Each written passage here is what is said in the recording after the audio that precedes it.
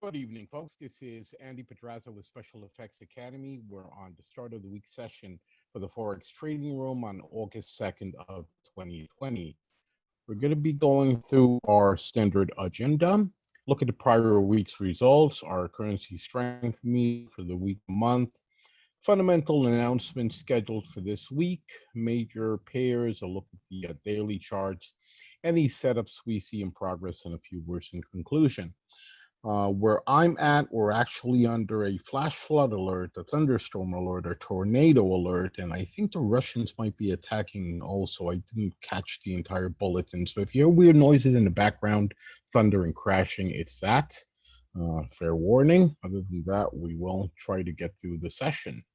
So we're going to be starting with a look at our ledgers. On screen is the long-term ledger. We had a fantastic week. We had multiple trades closed out in our favor, and these were trades we had been scaling into, so they took us out at a much larger than normal profit, and the trending was very strong since the end of last week through the end of, the end of the prior to last week through the end of last week. So this last 7-day period was just brilliant.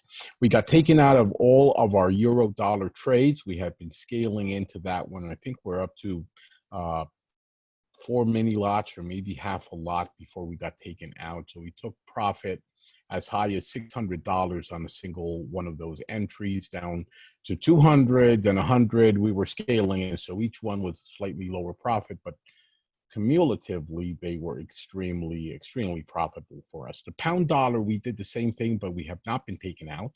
We are still carrying a large chunk, close to $1,000 in profit just from the past week alone. On realized gains, the account is back to a healthy 19.5% gain for the year, and that's not counting the open profit, which is mostly protected on these pound dollar trades still open. The intermediate term, where we have been having a very sharp drawdown, is coming back up. Not as pretty a story as the long-term account, but it is significantly more healthy than it was in the past 2 weeks. So we did have a bunch of trades close out against us. Some of the trades carrying losses did come back and are either open now and in a better position or got closed out at profit. I think everything was profitable this week on the intermediate. So every single closed trade was at profit. And again, we're carrying a few trades that are still open. Most of these are somewhat negative right now. We did have a significant retrace towards the end of Friday, but nothing significantly in the red. And again, we're waiting to see how the week begins. Very likely that trending will continue. In particular, the dollar suffered significantly this week, and we were shorting the dollar across all of the accounts. So we did quite well on that. And there's nothing that has changed since Friday to think that the dollar is going to be going in the opposite direction. On Friday, it did retrace, but again, that's normal for Fridays. Usually have people taking profit towards the end of the week, which causes the pairs to move in the opposite direction, almost but not quite predictably. The short-term account also had a good week. We ended up closing at a profit of 6.62%. We had only one losing trade, and mostly I blame it on Friday retrace. I had been carrying a very small profit until Friday. It just went in the opposite direction. But we had a significantly profitable trade on the euro dollar long earlier in the week, and we had entered that one at 1.5 mini lots, so the profit was even more. So again, that's the results for the week. We're moving on.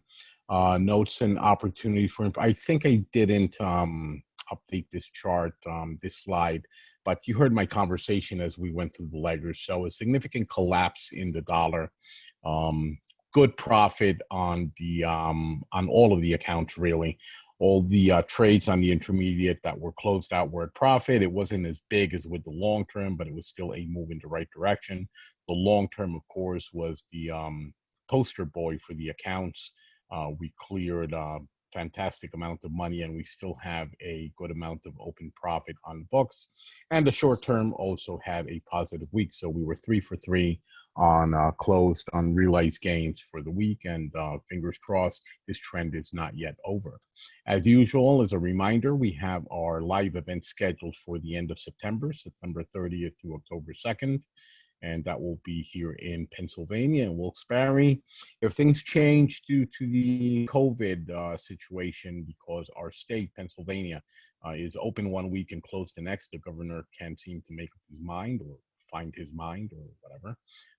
We do have an alternate space venue that we can't get locked out of. So if that's the case, it will be moved there. It won't be too far away from where it's currently scheduled. So I'll be sending out details if and when that happens. Other than that, enrollments are open on our website. Please just go to specialeffectsacademy.com and you'll see all the instructions to purchase your seat there. Looking at our relative strength meter, and again, this is the new format we've been forced to use for the past few weeks. We want to focus on the columns to the extreme right, the monthly and the weekly, and these are in percentages. So the big mover we can see was silver.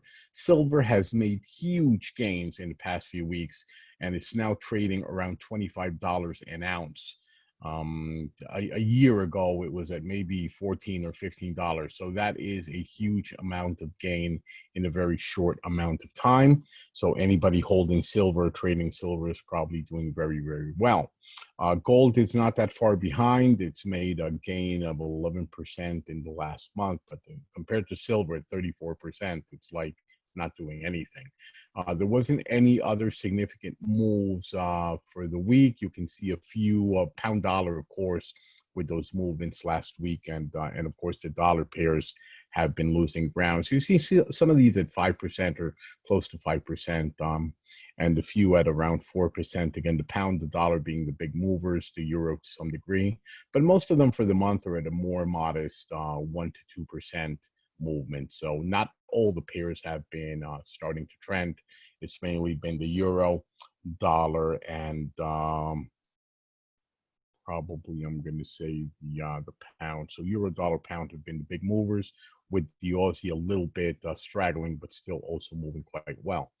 For the week, our significant movers were, of course, the pound dollar, where we still have our open gains on the long-term account. The euro dollar also had a huge breakout, though it seems to have capped a little bit above 1%. When we see the chart, you'll see how extreme that was, though. And of course, silver, 7+% for the week.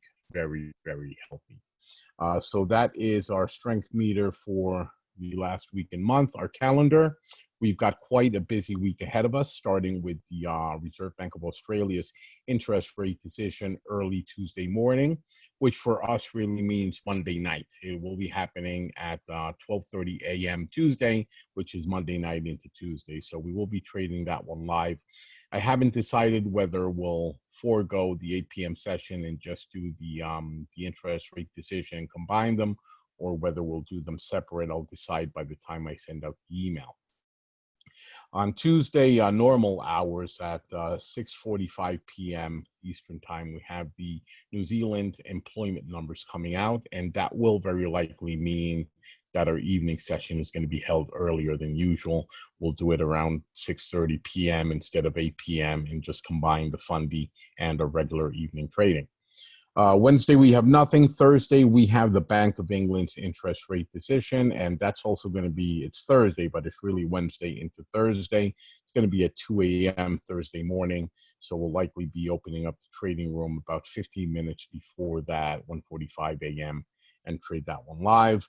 Then normal hours, Thursday, 9:30 p.m., we have the monetary policy statement coming out of the Reserve Bank of Australia.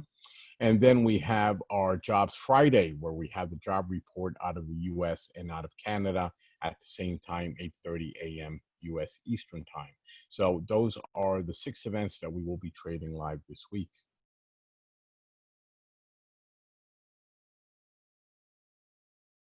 And with that, we move into our charts. We can see that oil, I always start out with oil just to see what the commodities are doing, but oil has seemed to plateau there at around $40. It's moving neither up nor down, so we're waiting to see which way it breaks.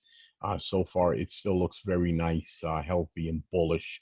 So very likely will go up another few dollars, if that. I don't see it retreating back down. I think everybody's taking the steps to make sure that what happened back in March, April doesn't happen again, where oil prices actually went negative. So OPEC and all the other big players in the oil production have taken steps to put quotas in place, this, that, and the other. So we should not see that sort of extreme behavior going forward. You never know. These things cannot be predicted or timed.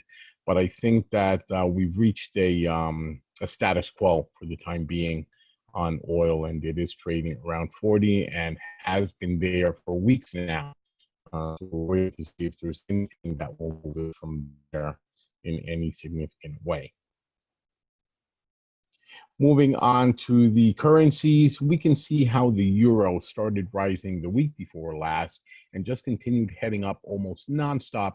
The only significant retrace we can see that chart is for Friday. So Friday, it did go all the way back below support, ended up within Thursday's candle. So it didn't break Thursday's low, but still, it was a very significant retrace to the tune of more than 100 pips. And that is what took us out of our winning trades on the long-term account. It hit our adjusted stop loss and took us out at a very healthy level of profit. I'm waiting to see how the, in particular, the euro, the dollar pairs really, but the euro dollar and the pound dollar in particular, waiting to see how they kick off the week to see whether we want to jump back in or start scaling in more on the open trade. So we'll decide that within the next 24 hours or so. And sorry, my PowerPoint is a bit sluggish. There we go. Okay, so pound dollar, same thing. It's almost a nonstop trip up through multiples of resistance. Bit of a retrace on Friday, but not a big one, which is why we did not get taken out of the open trades on the long term.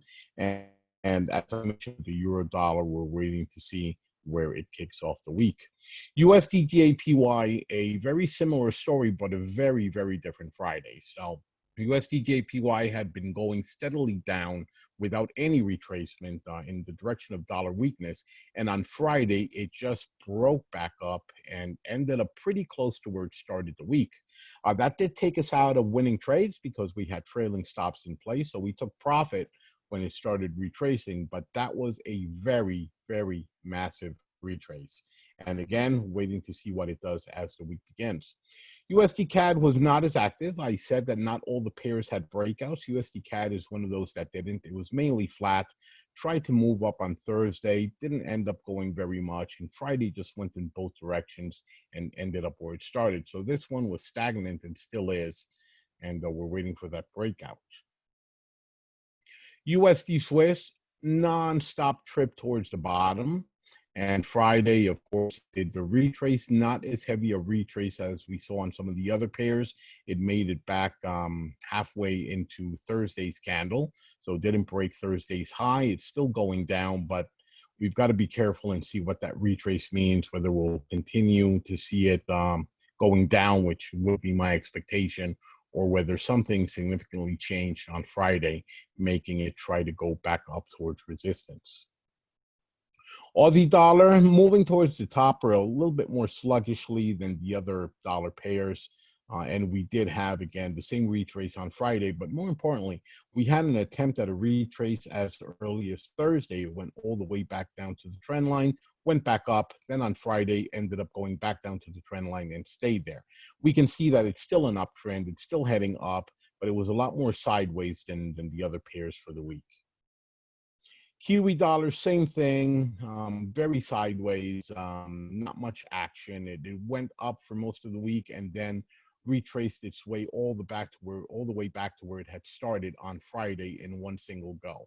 So all the gains from the week were pretty much wiped out on Friday, but it didn't go any further down. So it is sideways, and we're waiting to see which way it goes. It's very near the top of the chart. I think there's a good chance it's going to break out towards the top, and we'll be ready for that. Aussie Canadian trying to go up, tried, and did a very good job of it for most of the week. And then the Friday retrace caught it. It didn't go all the way back down to where it had started the week, probably went halfway back, but still a very significant retrace breaking that trend line. Another one that's on my radar to see which way it jumps as the week begins. Euro Swiss, I avoided it all week, and you can see why in this chart. It was just going in both directions, no rhyme nor reason, and it ended the week pretty much where it had started, so not much net change, but it made trips, very, very large trips along the way, trips I did not want us to get caught in because it wasn't moving directionally. Euro pound finally broke that trend line and started heading down. We'll see what it ends up doing. We had been trading it up. When it broke the trend line, I manually exited that trade. I'm not yet at the point where I want to trade it down. I am considering it, of course. It's broken trend line, broken support. It's still at the very top of each cloud, and that for me is a very significant indicator. We'll see how the week begins. This is one I dearly want to trade in either direction, but I want to see it tell me what it wants me to do first. I'm not going to try to outmaneuver it. I want to see it moving first. EURJPY going up, up, up and away, broke the final level of resistance at the top, kept going, did a retrace on Friday as pretty much everything else did, but stayed above that resistance, which is now support, and it has made a higher high than anything else on the chart on the daily since back in November of 2019. So we have a new high on the EURJPY, which is very, very telling, very indicative. So we'll see if it's going to do a true breakout towards the top and how far we can ride that. Euro Canadian also tried to do the same thing as the EURJPY. As you can see, it struggled with the final level of resistance, but in this case, resistance won. And on Friday, it hit resistance and bounced all the way back to the next level of support. So it's still bullish, still trying to do a break, but unlike the EURJPY, it has not managed to do it yet. Pound JPY, definite breakout, but it happened on Friday, so we have to wait and see if it retraces as the week begins or it keeps going. Another one that is high on my radar, especially since the pound has been making some very nice gains in recent weeks. Aussie JPY, very sideways, very uninteresting, which is rare for this pair. I would have expected much, especially since the yen had a bit of a rough week, but nonetheless, it never even got close to resistance. So sideways, and we're waiting to see which way it jumps. Euro New Zealand is making its way up across the Ichimoku cloud. As I mentioned in most of my sessions last week, I'm waiting for it to break that resistance at the 178. If it does that, I'm going to start trying to trade it up for anywhere between 400 and 1,000 pips of gain, but I'm waiting for it to actually give me the break. Pound Canadian, total breakout, just went and never stopped. Friday, it did a bit of a retrace, but almost negligible compared to the movement the rest of the week. And well, this is one that I think we didn't trade. We might have traded this one on the intermediate. Check your emails. I did send the results for last week a little bit late, but they were sent. But anyway, that retrace on Friday would have taken us out regardless. I would be very eagerly watching this one to see which way it's going to jump as the week begins. It definitely shows promise of either a retracement all the way back to the bottom of the wedge or a continuation beyond the current high. And last but not least, Pound Swiss, it was moving up. It did move up for most of the week and even broke a level of resistance, now support, but it was a very sluggish move. Took about most of the week to make 100 pips, whereas some of the other pairs were making 200 pips a day. So this one was just very sluggish, but still heading up. I'd be waiting to see which way it breaks or bounces, and then we'll make a decision. Still very sluggish and probably not the best use of capital unless we start seeing a better breakout. And that's it for the charts. Setups we see in progress, no change. The pound pairs are still very much tied to coronavirus and Brexit. The dollar pairs, coronavirus, the economy, the riots, the election cycle. And for the dollar, it's all dismal. And that is why the dollar was punished last week so heavily by the market. In fact, that should have happened quite a while back. So this was a reaction that was a long time coming, and that's why it was so extreme. I don't think we're done with it, especially the riots, which had been quieting down, have now picked up again. There's been rioting over the weekend in multiple cities in the U.S. It seems to be it seems to be a way to relieve boredom, I'm going to say a little bit cynically. So, I mean, we go back to what sparked everything, the wrongful death of this African-American person in during our Memorial Day weekend, and a very unfortunate event. I don't think anybody's happy the guy died, but destroying half the country because of this guy dying the way he died is not the solution. There's other ways of dealing with that. So I think the rioting is at this point opportunistic. The Democratic Party is feeding into that because, of course, they want to weaken Trump as much as possible before the election. And of course, Trump is blaming it on the Democrats for the same reasons. I'm not picking sides here, and just it's been politicized, and the masses, being the masses, are stupidly following along. But the end result is that it does add a lot of uncertainty and downward pressure on the U.S. economy, on top of what we already have going with the coronavirus shutdown. Most of the economy just slowed to a standstill. So there's no good news coming out of the U.S. right now, and I think the market finally wised up to that fact and significantly punished the dollar. Australia, we've got the coronavirus and a shifting economic outlook, so I'm very eagerly awaiting to see the Reserve Bank of Australia's interest rate decision, as well as their meeting minutes, and I think maybe somebody's employment there. No, Australia doesn't have a labor report this week. But anyway, I'm very, very eagerly watching the news out of Australia to see where we're going to have an opportunity in either direction. Japanese pairs, of course, had a good week in general, but on Friday it just went in the completely opposite direction. And went with didn't end with a whimper, it ended with a bang. So we'll have to see how everything turns out, but well worth watching. At some point the yen is going to go directional, and that's going to give us a very, very good opportunity. And of course, the euro pairs, probably the better performing currency out of all of them this past week was the euro. And if we have a continuation of that, it is really going to be worth our while to be there for it. A very short words in conclusion this week, because as the message said, I was too tired to write anything more. As you all know who've been following me in our live sessions, our subscribers, I've canceled a few meetings, especially last week. It was one of my few busy periods throughout the year. A tax sale in one of our counties, which for one, I had to do research on all the properties being offered. I've been doing that for about the last month, physically visiting each property and this, that, and the other. And then the actual auction was on Friday, and the properties we acquired, we then had to physically go visit and secure them, deal with insurance companies to get them insured, change the locks, make sure everything is hunky-dory. So it was just like 48 hours of nonstop work to wrap up the week. Hence, I didn't get out a Friday end of week session. I did it by email. Doesn't usually get this busy, but it is very, very profitable for me, which is why I do it, of course. I hate work, so if you see me working, you can bet I'm being paid top dollar when I'm doing anything. And a long time ago, my income was almost exclusively trading related.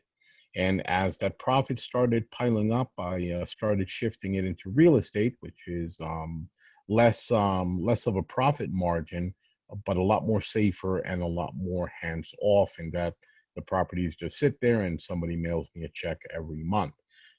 So now I do both, and trading doesn't take too much time out of my day, maybe an hour a day if I'm exaggerating. Real estate, it gets busy at certain times of the year when we have these tax sales. So I apologize for some of the cancellations last week.